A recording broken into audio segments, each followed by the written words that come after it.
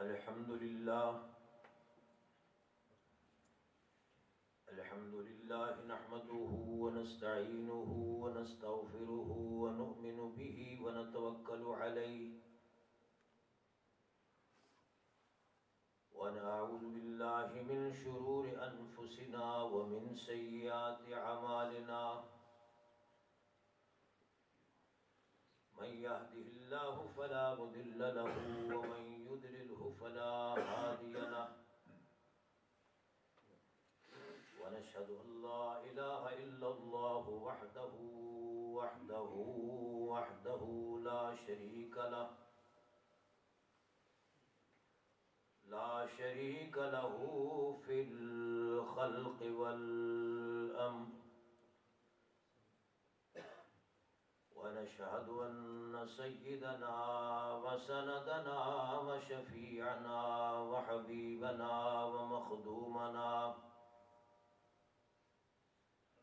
ومخدومنا وإمامنا محمدا عبده ورسوله صلى الله عليه وسلم. أما بعد فإن خير الحديث كتاب الله وخير الهدي هدي محمد صلى الله عليه وسلم وشر الأمور محدثاتها وكل محدثة بدعة وكل بدعة ضلالة وكل ضلالة في النار. اللهم صل على محمد وعلى آل محمد كما صليت على إبراهيم وعلى آل إبراهيم إنك حميد مجيد. اللهم بارك على محمد وعلى آل محمد كما باركت على إبراهيم وعلى آل إبراهيم إنك حميد مجيد. أما بعد فأعوذ بالله من الشيطان الرجيم. بسم الله الرحمن الرحيم. قل إنني هداني ربي إلى صراط مستقيم دينا قيما ملة إبراهيم حنيفا وما كان من المشركين.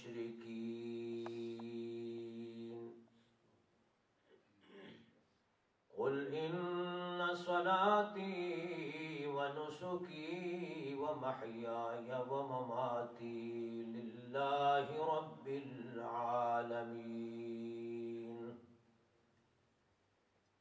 لا شريك له وبذلك أمرت وأنا أول المسلمين. صدق الله مولانا العظيم. سپیکر وہ نہیں ہے جو کانفرنس والے دن تھا.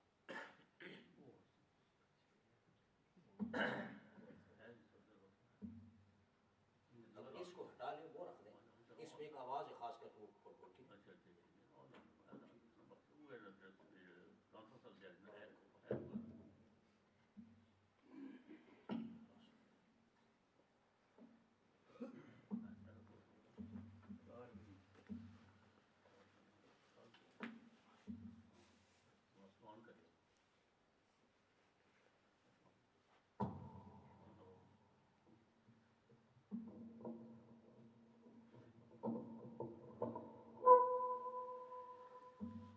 برادران اسلام، السلام علیکم ورحمۃ اللہ وبرکاتہ.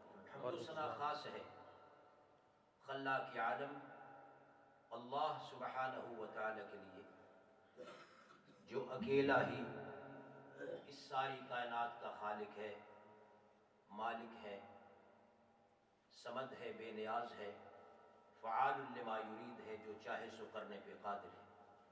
اللہ کی ذات میں، اللہ کی صفات میں دوسرا کوئی بھی حصے دار، شریک، سہیم، پارٹنر، ساجی ہرگز نہیں۔ کروڑوں درود ہوں فخر رسول مولا کل شاہ جمل حضرت محمد الرسول اللہ صلی اللہ علیہ وسلم کی ذات گرامی پر، جنہیں اللہ نے رحمت للعالمین کے لقب سے ملقب فرمایا، انبیاء کا امام بنایا اور ان کے سر اقدس پر ختم نبوت کا تاج پہنایا۔ حمد و ثنا کے بعد، اسلام ایک پیغام الہی ہے۔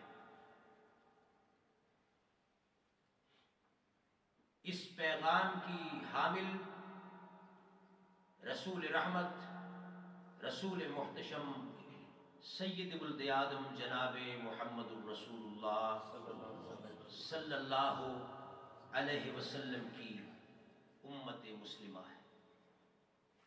رسول رحمت کی امت مسلمہ اس پیغام خدا بندی کی حامل ہے۔ یہ وہ حقیقت ہے جس کی طرف عام و خاص نے توجہ نہیں کی، اور اس کا نتیجہ یہ نکلا کہ مسلمان بھی اپنے آپ کو دیگر اقوام عالم کی طرح ایک قوم جاننے لگی، کیونکہ ان میں سے کچھ ایسی قومیں ہیں جو وطنیت کے سہارے اپنی قوم کی دیوار کھڑی کرتی ہیں، اور کچھ ایسی قومیں ہیں جو اپنی لسان یعنی زبان، اپنی بولیاں، اس کی بنیاد پر اپنا تعارف کرواتی ہیں۔ حالانکہ مسلمان وہ جماعت ہے جو اللہ سبحانہ و تعالی کی طرف سے پیغام لے کے آئی ہے۔ وہ پیغام کیا ہے؟ وہ اسلام کا پیغام، وہ عقیدہ توحید کا پیغام، اور اس پیغام کو لے کے قریہ قریہ، چپے چپے، بستی بستی، ہر انسان تک پہنچانا ان کا فرض ہے، اور یہ زندگی کا تنہا فریضہ ہے ملت اسلامیہ۔ اس پر قرآن مجید کے کافی سارے دلائل ہیں۔ میں ایک آیت کی طرف اشارہ کرتا ہوں۔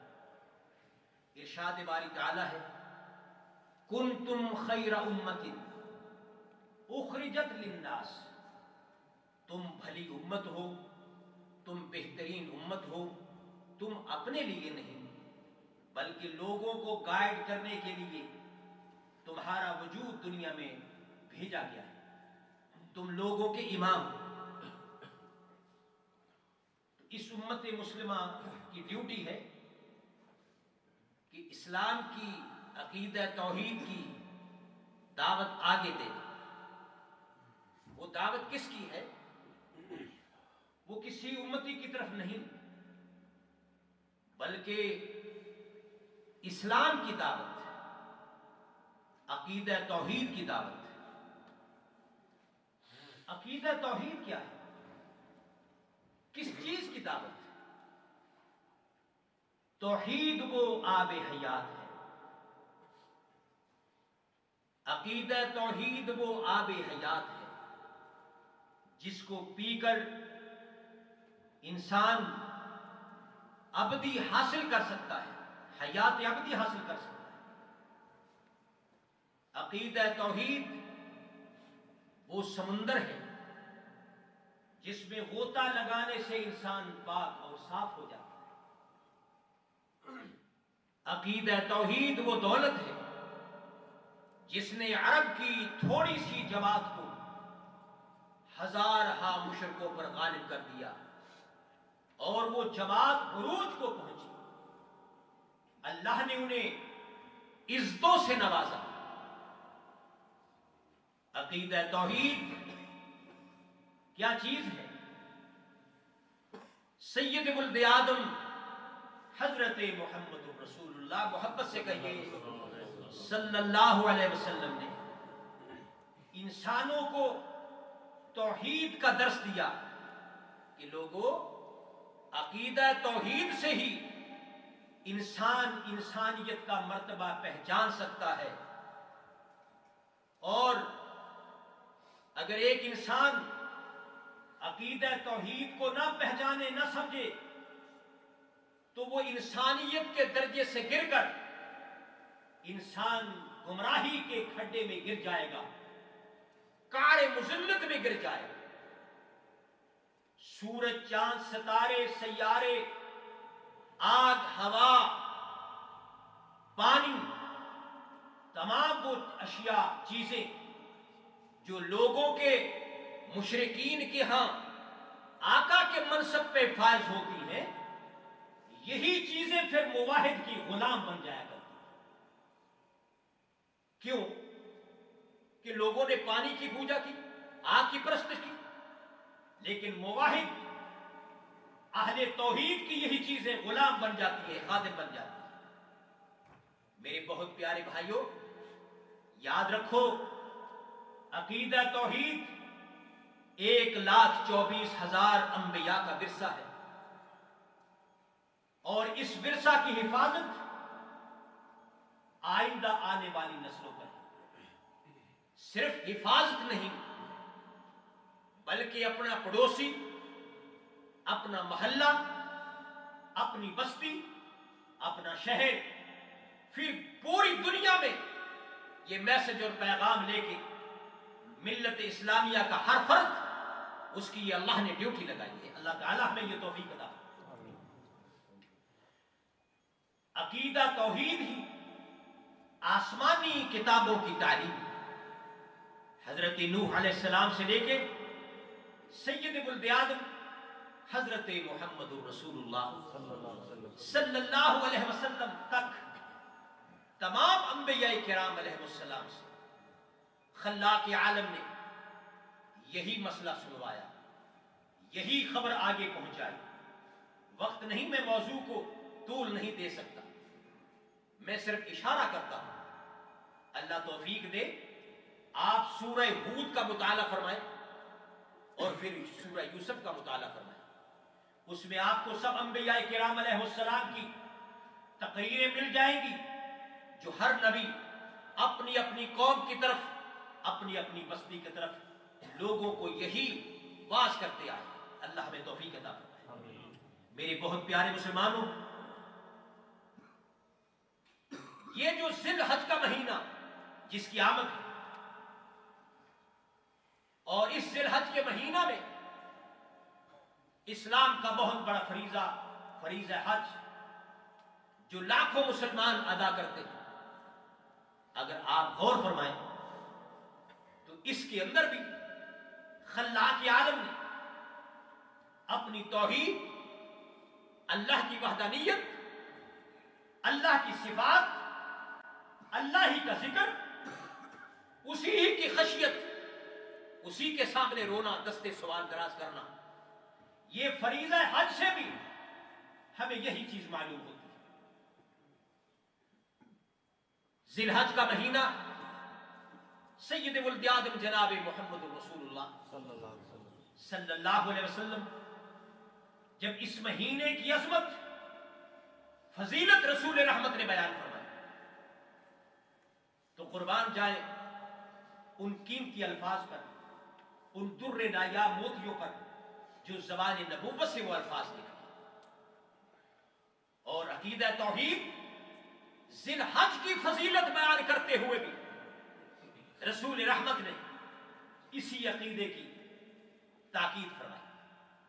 میں وہ الفاظ پڑھتا ہوں جو کوثر تسلیم کی دھلی ہوئی زبان سے، اس میٹھی زبان سے الفاظ نکلے، ذی الحج مہینے کی عظمت بیان کرتے ہیں، اور آپ اس کے اندر ڈوب جائیں۔ اور میں کہا کرتا ہوں، حدیث مصطفیٰ کو اسی طرح محبت کے ساتھ سنا کرو جس طرح آپ محبت سے اللہ کا قرآن سنتے ہیں۔ ذی الحج کا مہینہ بھی، اس کی اہمیت بھی، اور عقیدہ توحید، یہ دونوں عنوان مل کے ساتھ ساتھ آئیں گے انشاءاللہ عزیز. میں نے عقیدہ توحید کو موقع کی مناسبت سے ساتھ ملایا. مثلا رسول رحمت فرماتے ہیں قال النبی صلی اللہ، آپ بھی کہہ دیں قال النبی صلی اللہ علیہ وسلم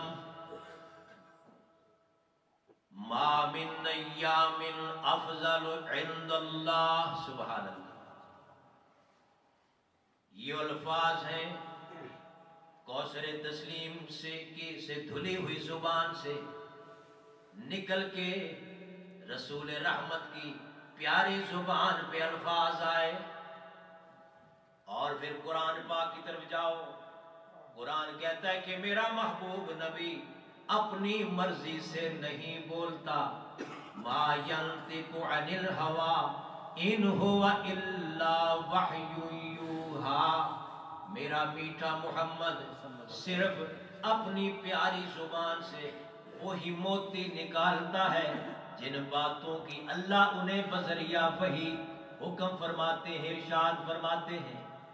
رسول رحمت فرماتے ہیں قال النبی صلی اللہ علیہ وسلم ما من ایام افضل عند اللہ وللعمل فیہن احب الی اللہ عز وجل من هذه الایام. حضور فرماتے لوگوں اللہ کے ہاں ان دنوں سے بڑھ کر اور کوئی اعلیٰ دن نہیں، اور کوئی فضیلت والے دن نہیں، اور کوئی افضل دن نہیں.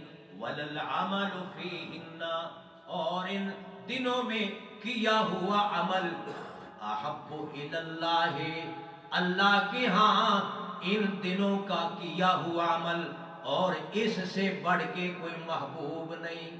مطلب فرمایا کہ یعنی من هذه الایام، یعنی من العشر، یعنی ذوالحج کے یہ جو 10 ڈیز ہیں ذوالحج مہینہ کے آغاز والے، شروع والے، سٹارٹنگ والے ذوالحج مہینے کے یہ جو دن ہیں ان دنوں سے بڑھ کر اللہ کو محبوب دن کوئی نہیں. اور ان دنوں میں کیے ہوئے عمل سے بڑھ کر اللہ کے دربار میں اور کوئی عمل بھی کو درجہ قبولیت تک پہنچا ہوا نہیں. سبحان. آگے ذرا حضور کیا فرماتے ہیں کہ ذی الحج کے مہینہ میں کیا کرو، کیا عمل کرو. حضور فرماتے ہیں کہ فَأَكْسِرُوا فِيهِنَّ، توجہ فرمائیے، فَأَكْسِرُوا فِيهِنَّ، 3 الفاظ آئے، 3 باتیں آئیں. فَأَكْسِرُوا فِيهِنَّ، فَأَكْسِرُوا فِيهِنَّ مِنَ التَّحْلِيلِ وَالتَّكْبِيرِ وَالذِّكْرِ اللَّهِ. لوگو اس ذی الحج کے مہینہ میں تم 3 کام کثرت سے کیا کرو. کون کون سے کام؟ فرمایا کہ من التحلیل، پہلا کام لا الہ الا اللہ. کیا مطلب؟ جو میں نے مضمون شروع کیا ذی الحج کے مہینے میں حضور فرماتے ہیں کہ فَأَكْسِرُوا فِيهِنَّ مِنَ التَّحْلِيلِ، تم لا الہ کی کثرت کیا کرو. وہ لوگوں صرف لا الہ ایک وظیفہ ہی نہیں. اللہ کا کیا مطلب لا الہ کا؟ اللہ کے سوا کوئی عبادت کے لائق نہیں. کیا مطلب؟ اللہ کے سوا تمہارے دکھوں دردوں کو دور کرنے والا کوئی نہیں. اللہ کی قسم ہے اللہ کے سوا تمہارے آنسوؤں کو صاف کرنے والا کوئی نہیں. اللہ کی قسم لا الہ کا یہ بھی ترجمہ لوگوں اللہ کے قانون کے سوا دوسرے کا قانون کوئی نہیں جسے بطور حجت کے مانا جائے. یہ لا الہ اسی ایویں ہی کہہ پڑھ لینے ہیں، پنجابی چ گل کراں اسی ایویں پڑھ لینے. اللہ کی قسم اس لا الہ کو ایک صحابی نے ایک بادشاہ کے دربار میں پڑھا، اس کے قلعے کے اندر بھی زلزلہ پیدا ہو گیا. لا الہ اسی واسطے حضرت سلطان باہو فرماتے کہ زبانی کلمہ ہر کوئی پڑھدا ہوئے دل دا پڑھدا کوئی ہو. جہاں دل سے کلمہ لا الہ پڑھا جائے وہاں تو کافر بے ایمانوں کی در و دیوار بھی ہل جایا کرتی ہیں۔ محمد عربی کہو صلی اللہ علیہ وسلم، حضور فرماتے کہ لوگوں یہ جو حج کا مہینہ ہے جس میں آپ تم قربانیاں کرتے ہو، اس مہینے کے اندر فَأَقْصِرُوا فِيهِنَّ مِنَ التَّحْلِيلِ لا الہ والا وظیفہ بہت زیادہ پڑھا کرو۔ اور دوسرا جو حضور نے کیا، دوسرا ارشاد فرمایا من التحلیل، اور دوسری بات والتکبیر، اللہ اکبر، یعنی تکبیرات کی کثرت اس مہینہ میں کیا کرو۔ اور تیسرے نمبر پہ فرمایا وذکر اللہ، اللہ سبحانہ و تعالیٰ کا درد دل سے ذکر کیا کرو۔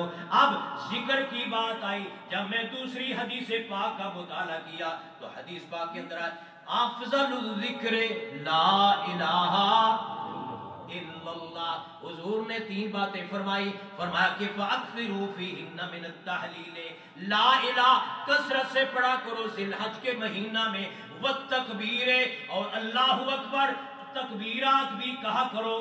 یہ بھی ہم اوپر سے کرتے ہیں، تکبیر تو اب بھی ہوتی ہے مسجد کی فضا میں، اے انور جس ضرب سے دل ہل جاتے تھے وہ ضرب لگانا بھول گئے۔ وہ تکبیر صحابہ پڑھا کرتے تھے، کبھی میدان احد میں صحابہ کی تکبیر کا مفہوم بھی پڑھو، میرے پاس ٹائم نہیں، ورنہ ایک ایک لفظ پہ کلی ڈال کر تمہیں بتاتا کہ لا الہ کا کیا مفہوم ہے، تکبیر کا کیا مفہوم ہے۔ تیسرے نمبر پہ حضور فرماتے ہیں وذکر اللہ، اللہ کا ذکر بہت زیادہ کیا کرو اس ذی الحج کے مہینے میں، خصوصی ان کے 10 ڈیز جو ہیں شروع والے، اور پھر تھوڑی سی تفسیر 13 تاریخ تک، سبحان اللہ، 13 ذی الحج تک تم کیا کرتے رہو گے؟ ہر نمازوں کے بعد اللہ اکبر، اللہ اکبر، لا الہ الا اللہ، واللہ اکبر، اللہ اکبر وللہ الحمد۔ مطلب کیا نکلا؟ میں نے جو دعویٰ کیا کہ توحید کا عقیدہ وہ آب حیات ہے جو انسان کے دلوں کو پاک صاف کر دیتا ہے۔ میرے دوستو بزرگوں، حضور نے بھی اس مہینہ میں 3 وظیفے بتائے، لا الہ الا اللہ اور اللہ اکبر اور اللہ کا ذکر، اللہ ہمیں کرنے کی توفیق عطا فرمائے۔ تو معلوم یہ ہوا یہ ہر مسئلے میں عقیدہ توحید ہی پھرتا ہے۔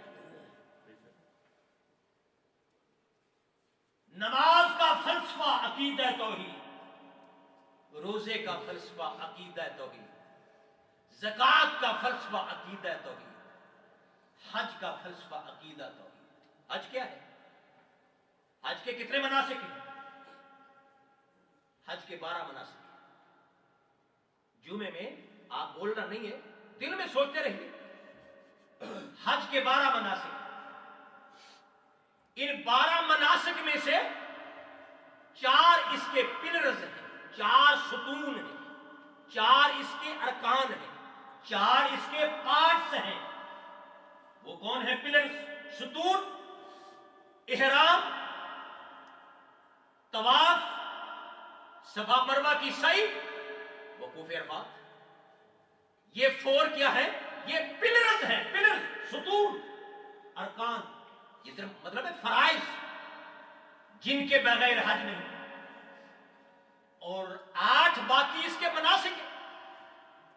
مثلا اب ان 4 کو میں شامل کر رہا ہوں، احرام، طواف، صفا مروہ کی سعی، 8 اور 9 کی ذی الحج کی درمیانی رات مینا میں حاضری، نیکسٹ ڈے میدان عرفات، شام کے بعد مزدلفہ، پھر مینا، پھر شب و کنکریاں، پھر قربانی، پھر سر بال کٹانے مڈانے، طواف زیارت کے بعد پھر مینا میں حاضری، اور ایام تشریق تک وہاں رہ کے اس کے بعد طواف وداع۔ تو میں نے حج کے 12 مناسک آپ کے سامنے گنے ہیں۔ کتنے بولیے نہیں، دل کے اندر بول لیے، 12 مناسک۔ ان 12 میں سے 4 میں نے ارکان کہے، پلرز، جن کے بغیر حج نہیں۔ اگر آپ غور فرمائیں ان 12 مناسک کی ادائیگی میں مسئلہ یہی چل رہا ہے، لا الہ، نہیں سمجھی بات؟ مثلا احرام کیا چیز ہے؟ احرام باندھ کر ہم نے یہ ثابت کر دیا کہ خلاق عالم ان 2 کپڑوں کے سوا میں دنیا کی ہر چیز سے دستکش ہو گیا ہوں، میں نے ہاتھ اٹھا لی، میرے پنڈے کچھ نہیں۔ اور دوسری بات، ان 2 کپڑوں نے ہمیں کفن کی یاد دلا دی، اللہ اکبر، ہمیں کفن کی یاد دلا دی۔ اب ہم نے طواف کیا، ہم نے 7 پھیرے مارے، 7 چکر لگائے، اور ثابت یہ ہو رہا ہے کہ مولا جس طرح چکی کے پڑ کے مڈل میں ایک کلی ہوتی ہے اور چکی کے پڑ اسی کے ارد گرد پھر رہے ہیں، مولا ہمارا ایک مرکز ہے، اسی کے روڈ پھر کر ہم ثابت کر رہے ہیں کہ وحدت ملت اگر ہے تو ملت اسلامیہ وحدت اس کے اندر پائی جاتی ہے۔ اور میں نے 7 چکر کیوں لگائے ہیں میرے مولا؟ میں نے زمین و آسمان، 7 زمین و آسمان میں نے غور کیا ہے، تیرے سوا کوئی معبود نہیں۔ صفا مروہ کے درمیان اما ہاجرہ نے دوڑ کے ہمیں بتایا کہ ایک منزل جب انسان مقرر کر لیتا ہے تو خدا تعالیٰ کی مدد شامل حال ہو جاتی ہے۔ اور پھر ہم حجر اسود کو بوسہ دیتے ہیں، وہ 4 مناسک میں تو نہیں ہے، نبی پاک کی سنت ہے۔ حجر اسود کو بوسہ دے کے ہم کہتے ہیں کہ ہم رسول اللہ کی سنت ادا کرتے ہیں۔ اور ہمارے مفکر اسلام علامہ اقبال نے کیا کہا؟ انہوں نے کہا کہ میں حجر اسود کو جو بوسہ دیتا ہوں در حقیقت اس کو تو میں بوسہ نہیں دیتا۔ وہ کہتے ہیں کہ تیرے بوسے کو ہم دیتے ہیں بوسہ سنگ اسود پر، اے پاک محمد الرسول اللہ، تیرے بوسے کو ہم دیتے ہیں بوسہ حجر اسود پر، وگرنہ ہم مسلمانوں کا کیا رکھا ہے پتھر میں۔ میں پتھر کو نہیں چومتا، یہ ترجمہ ہے میرے محبوب، میں تیرے چمنے نو چمنا، سبحان اللہ، میں تیرے چمنے نو چمنا۔ یہی بات سیدنا فاروق اعظم آپ کہہ دیجئے نا رضی اللہ تعالیٰ عنہ، ہزاروں صحابہ کرام کے ساتھ سیدنا فاروق اعظم رضی اللہ تعالیٰ عنہ جب خانہ کعبہ کا طواف کرتے کرتے وہ حجر اسود کے سامنے کھڑے ہو گئے، اور حضرت فاروق اعظم ماشاءاللہ عجیب و غریب توحیدی آدمی تھے نا صحابی رسول، حجر اسود کے سامنے آئے، اس کو کہنے لگے اِنَّا کا حجر، او پتھر تو ایک پتھر ہے، تیری کوئی حیثیت نہیں ہے، لا تنفع ولا تضر، نہ تو نفع دینے پہ قادر ہے نہ تو نقصان دے سکتا ہے، نہ نفع دینے پہ قادر ہے نہ تو نقصان دے سکتا ہے، میں تجھے کبھی نہ چومتا اگر میرے پاک محمد الرسول اللہ تمہیں نہ چومتے، میں کبھی نہ چومتا اگر میرے محبوب خدا تجھے بوسہ نہ دیتے۔ اسی لیے علامہ اقبال کہتے ہیں کہ تیرے بوسہ کو ہم دیتے ہیں بوسہ حجر اسود پر، وگرنہ ہم مسلمانوں کا کیا رکھا ہے پتھر میں۔ ایت خانہ کعبہ بچوں پتھر صحابہ نے باہر پھینک دیے تھے میرے دوستو، لیکن یہ پتھر کیوں؟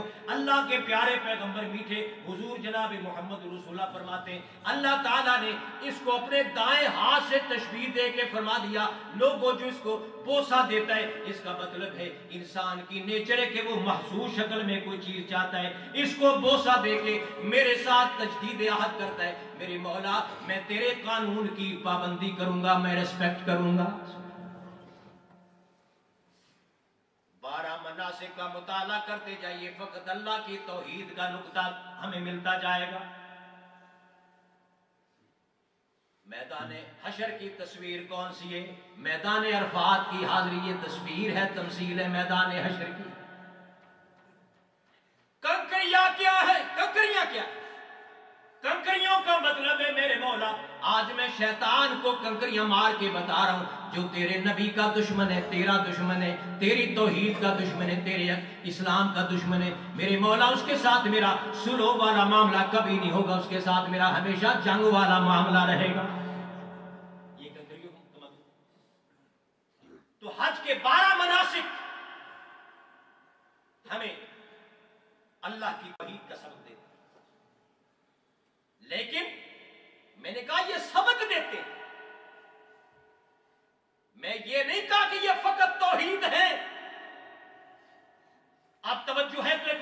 دیتا ہوں، آپ غور سے سنیے۔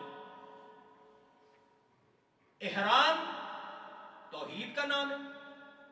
نہیں، سبق تو یہ دیتے ہیں احرام توحید کا نام ہے؟ نہیں۔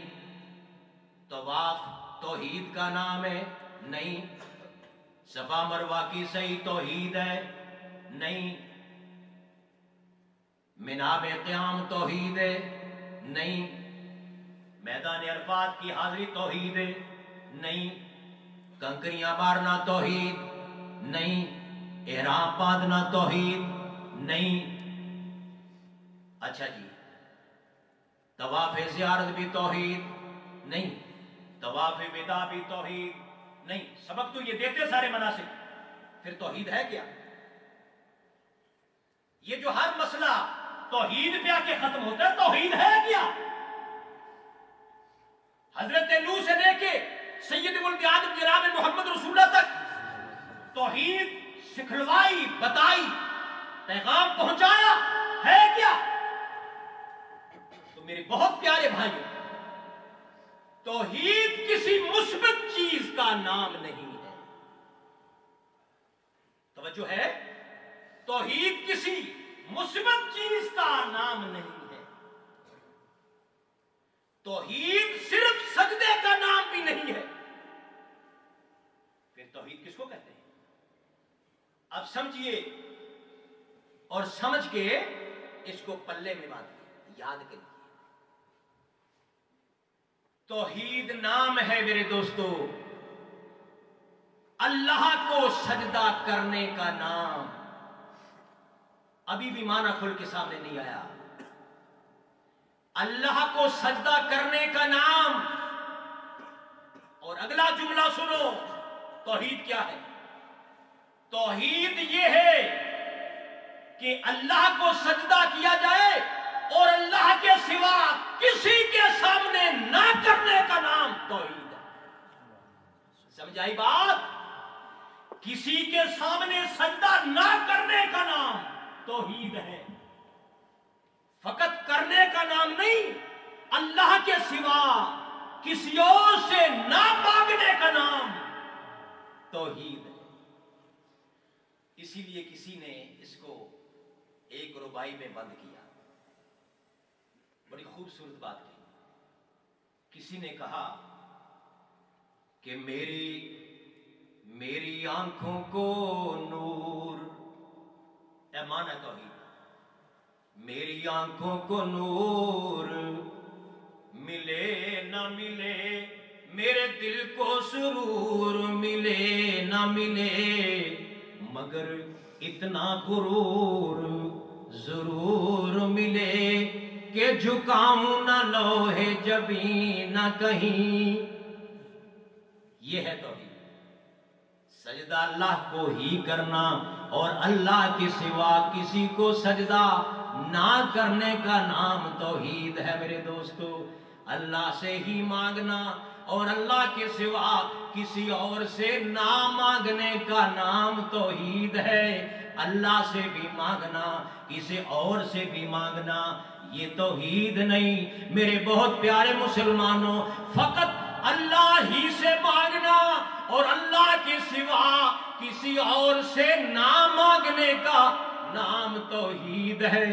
اور یہ بہت کڑوا مضمون ہے، یہ اتنا کڑوا مضمون ہے کہ نبی کے صلی اللہ علیہ وسلم کے چچا نے جب سنا، کہنے لگے اے محمد چنگا سے پر ہن چنگا نہیں رہا، اے محمد اجعل الآلہۃ الہا واحدا ان ھذا لشیء عجاب۔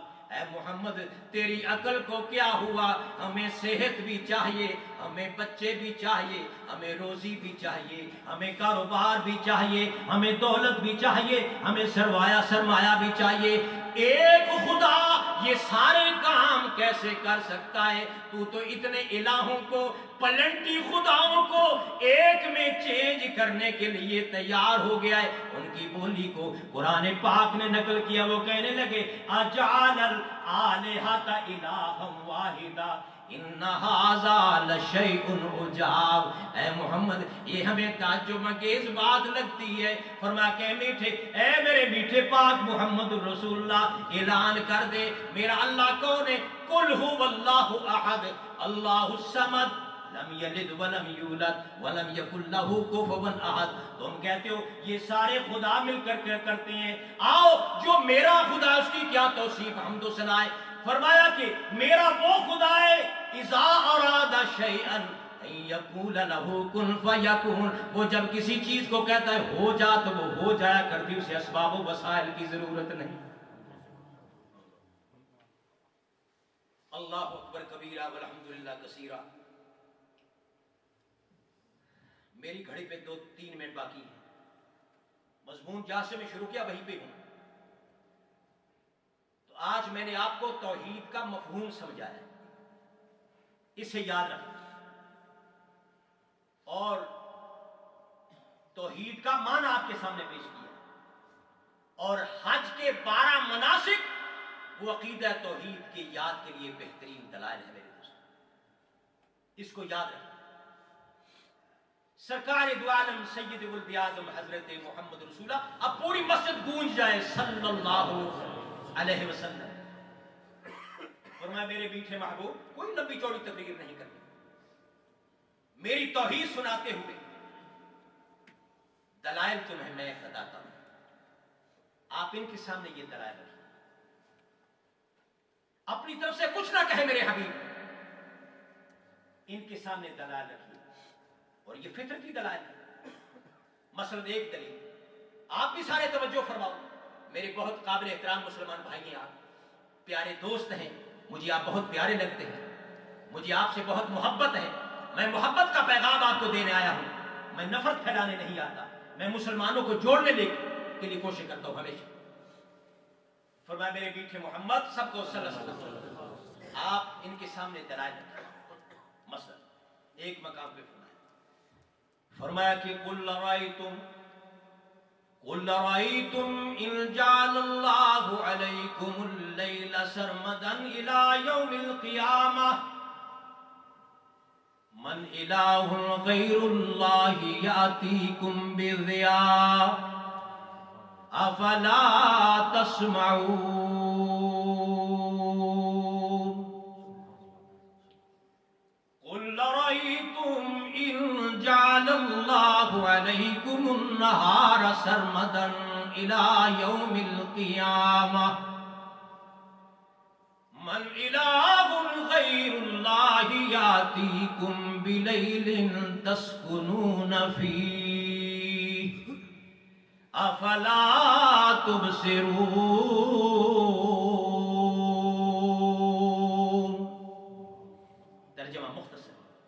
فرمایا میرے میٹھے محمد سب کو صلی اللہ علیہ وسلم، یہ جو غیروں کے سامنے دستے سوال دراز کرتے ہیں، ان کے سامنے ایک سوال رکھو۔ قل رأيتم إن جعل الله عليكم الليل سرمدا، میں تم سے پوچھتا ہوں کہ میرا اللہ اگر رات کو لمبا کر دے قیامت تک، رات کو میرا رب لمبا کر دے قیامت تک، من الہ غیر اللہ یاتیکم بضیاء، کون ہے اللہ کے سوا، کسی کا نام بتاؤ، رات کی طوالت ختم کر کے وہ دن کی روشنی چڑھا کے دکھا دے، کسی کا نام تو لے لو۔ افلا تسمعون، او لوگوں کیوں نہیں تم توحید کی دلائل سنتے؟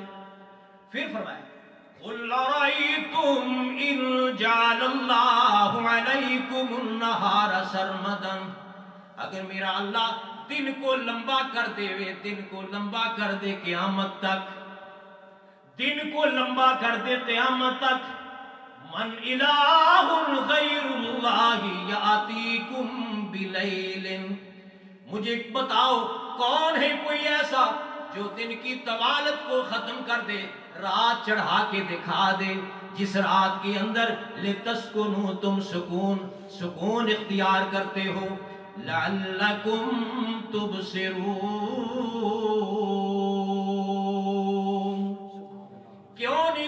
توحید کے دلائل کو غور سے سن کر کے اپنے دل و نگاہ میں جگہ دے. آخری آیت پڑھ کے ختم کرتا ہوں. میرے میٹھے پاک محمد الرسول اللہ ان کو پھر ایک اور بات بھی کو. قُلْ رَأَيْتُمْ مَا تَدْعُونَ مِن دُونِ اللَّهِ أَرُونِي مَاذَا خَلَقُوا مِنَ الْأَرْضِ أَمْ لَهُمْ شِرْكٌ فِي السَّمَاوَاتِ اِيتُونِي بِكِتَابٍ مِّن قَبْلِ هَذَا أَوْ أَثَارَةٍ مِّنْ عِلْمٍ إِن كُنتُمْ صَادِقِينَ. اے میرے میٹھے پاک محمد رسول اللہ انہیں کہہ دو اللہ کو چھوڑ کر غیروں کے سامنے یہ جو تم دستے سوال دراز کرتے ہو مجھے بتاؤ تو صحیح. ماذا مجھے دکھاؤ انہوں نے زمین کا کون سا حصہ بنایا ہے تو نام لو. اگر زمین کا کچھ نہیں بنایا تو پھر یہ بتاؤ ام لہم شرک فی السماوات پھر کوئی آسمان کے بنانے میں ان کا کوئی حصہ ہے تو مجھے بتاؤ. لیکن ایک بات ہے میں کسی زبانی دعوے پہ مطمئن نہیں ہوں گا. مجھ کو قرآن پاک سے پہلے کی کوئی کتاب دکھا دو یا کوئی چلتا ہوا نشان بتا دو اگر تم اپنے دعوے میں سچے ہو تو. فرمایا کہ وَمَنْ أَضَلُّ مِمَّنْ يَدْعُو مِن دُونِ اللَّهِ مَن لَّا يَسْتَجِيبُ لَهُ إِلَىٰ يَوْمِ الْقِيَامَةِ وَهُمْ عَن دُعَائِهِمْ غَافِلُونَ. بھلا اس سے بڑھ کے جھلا کون ہے پاگل کون ہے جو اللہ کو چھوڑ کر غیروں کے سامنے جھولیاں پھیلاتا ہے دامن پھیلاتا ہے ان کو بلاتا ہے جو غافل ہیں تمہاری فریاد سنتے بھی نہیں. وَإِذَا حُشِرَ النَّاسُ كَانُوا لَهُمْ أَعْدَاءً وَكَانُوا بِعِبَادَتِهِمْ كَافِرِينَ. ان کو تو پتہ ہی نہیں بکرا کس نے چڑھایا وہ تو انکار ہو جائیں گے تمہارے دشمن ہو جائیں گے. اللہ اکبر کبیرہ والحمدللہ کثیرہ. میرے دوست بزرگوں یہی بات میں نے خطبے کے بعد جو آیت پڑھی تھی نا اس کے اندر بھی فرمایا میرے میٹھے پاک محمد رسول اللہ قل اننی ہدانی اے میرے نبی کہہ دے اننی ہدانی میرے رب نے مجھے گائیڈ فرما دیا ہے. ہدانی الی صراط مستقیم مجھے سیدھی راہ کی طرف میرے اللہ نے گائیڈ کیا ہے. وہ کیا صراط مستقیم؟ فرمایا کہ صراط مستقیم کیا ہے؟ دین القیامہ ملت ابراہیم حنیفا. کیا ہے دین کیا ہے صراط مستقیم؟ دین القیامہ ملت ابراہیم حنیفا. ابراہیم کا مذہب یہ ہے اس دین کی پیروی کرنی. فرمایا کہ ابراہیم کون ہے؟ وَمَا كَانَ مِنَ الْمُشْرِكِينَ اس کا مشرکوں سے کوئی تعلق نہیں تھا. میرے میٹھے پاک محمد رسول اللہ اب تم نے قربانیاں کرنی ہیں تم نے طواف کرنا ہے تم نے کنکریاں مارنی ہے تم نے خون بہانا ہے. 10 ذی الحج کو اعلان کرو میرے میٹھے پاک محمد رسول اللہ کہہ دے قل ان صلاتی. یہ تقریر کا نچوڑ آ گیا خطبے کا نچوڑ آ گیا. او میرے میٹھے پاک محمد کہو صلی اللہ علیہ وسلم قل ان صلاتی کہہ دو میری نماز ان صلاتی و نسکی میں جو نماز پڑھتا ہوں یہ میری نماز پڑھنا و نسکی یہ جو 63 جانور اونٹ اللہ کی راہ میں ذبح کرتا ہوں یہ قربانی میری نماز پڑھنا میری اللہ کی راہ میں قربانی کرنا و محیایا و مماتی میری پوری لائف اور میری پوری زندگی میری زندگی و مماتی اور میری موت کس کے لیے؟ للہ فقط اللہ کے لیے ہے. لا شریک لہ اس میں کسی کا حصہ نہیں کوئی ساجی نہیں کوئی شریکی نہیں. وہ لوگوں وَبِذَالِكَ أُمِرْتُ اسی بات کا مجھے حکم دیا گیا وَأَنَا أَوَّلُ الْمُسْلِمِينَ میں سب سے بڑھ کر اپنے اللہ کا فرما بردار ہوں اسی کے قانون کو فالو کرتا ہوں اسی کو قانون کو بطور حجت مانتا ہوں. بس وقت ختم ہو گیا تو پھر یہ پیغام دے دو اسی کے نام آیت کا ترجمہ اسی کے نام پر مر لے اسی کے نام جیتا جا اسی کے نام کی میں ہو تو بھر بھر جام پیتا جا.